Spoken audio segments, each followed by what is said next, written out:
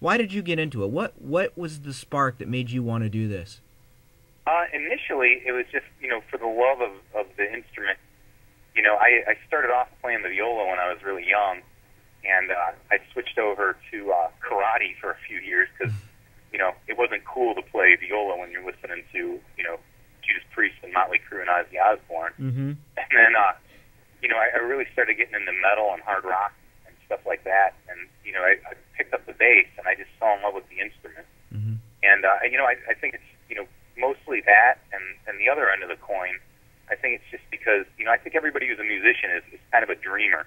Mm-hmm. You have that part in you that doesn't say, okay, well, you have to go out and you have to make X amount of money a year, and you have to have a solid job and work 9 to 5, and, you just kind of think outside the box and thinking, anything can happen. I can either fall flat on my face, or I can be the biggest rock star in the world. And I think it's that always, that gamble and that wondering and that excitement that, keeps you motivated and keeps you going with it. And I mean, even to this day, that's why we're still here, because we're still like, well, you know what?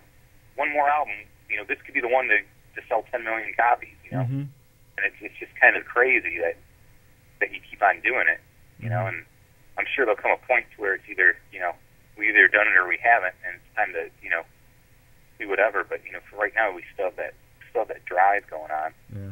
You're absolutely right about that's admirable that you keep after it, that you keep doing it, and that you keep chasing the dream, because I think that's important.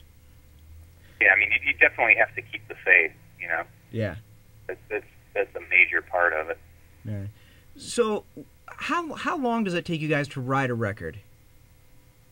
Usually it takes us, before in the past, they always say, your first record is the longest that you ever take to write.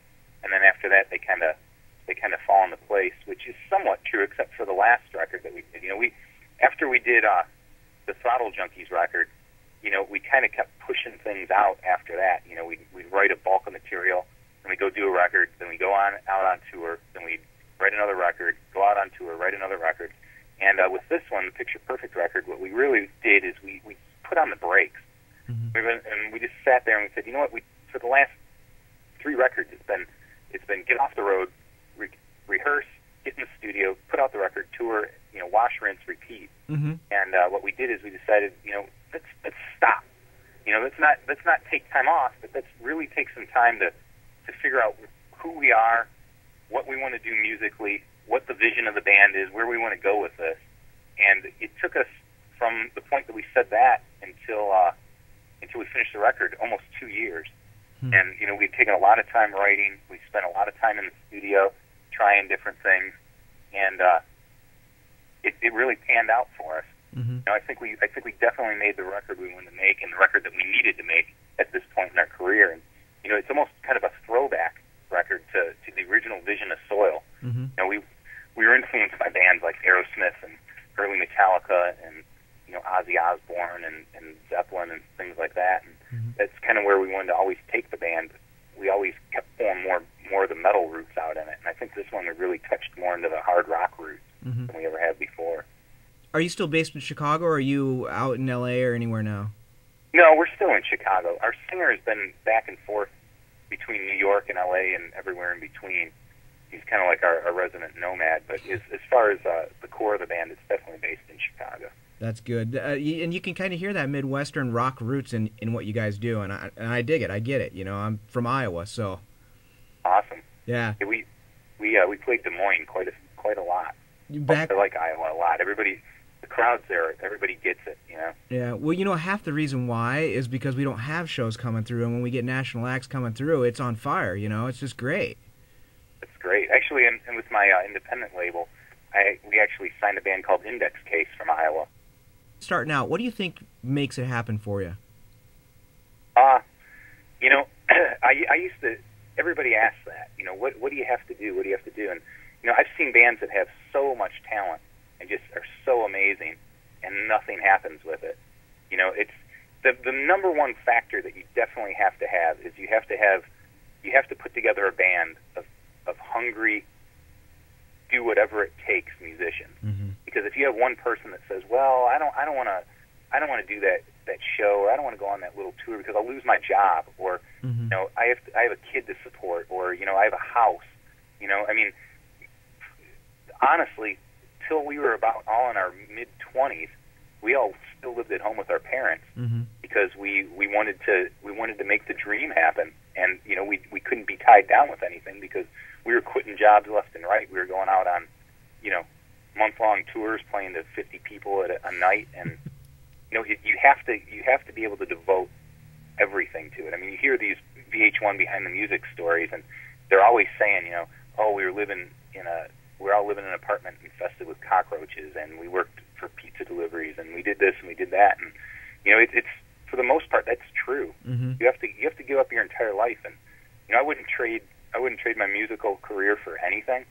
And you know, I love what I've accomplished, but all my friends, you know, that I grew up and went to high school with, every single one of them has a career job, Mm-hmm. is married or has been married, has kids, and you know, I gave up on that because it just wasn't feasible with my lifestyle. Mm-hmm. And you know, you have to choose which path you want, because unless you're making a ton of money, you can't have both. Right. You know, you have to give it all up in the beginning, and if it doesn't pan out, then you can go for the family life. If it does pan out, and it pans out well, then you can incorporate both. But you know, you can't have your cake and eat it too. So that's definitely the advice I'd give to some new people starting out is you can't have it all. So you got to pick Right. one. And if you're dead serious about making it a career, you have to go for it 100%. You have to find people that are willing to do that as well. Because if you have one person or two people that are going to do it, and the rest are on the edge, the band's going to fall apart. That's Right. happened a million times.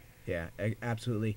And then my last question for you, and this is a question that I ask of everybody, and is there something that you'd like to talk about as far as the band, music, your life, your influences that you think that I might have missed, that you think is important for people to understand about maybe Tim or perhaps SoiL or your music? You know, as far as SoiL is concerned, you know, I just like to tell everybody, you know, everybody tries to lump us into a category. Mm-hmm. You know, first it was stoner rock, then it was nu metal, then it was, you know, classic rock, you know, then it was, you know, they have elements of metalcore in them and things like that. And we've never been a band that chased the trends. We've always kind of just stuck to what we know, and that's Mm-hmm. playing heavy rock music. And I think a band, you know, like that is when you play timeless music, you know, it opens up your audience to everybody, you know, kids, adults, this, that, you know, everything. Mm-hmm. So, you know, I guess, you know, what I definitely say is, you know, SoiL's a band for the fans, and we always have been, and we always will be. And you know, I encourage people to support music, and anytime you can buy a song or an album or anything, please do it, because you know, everybody says that the big record labels get it and things like that, all the money.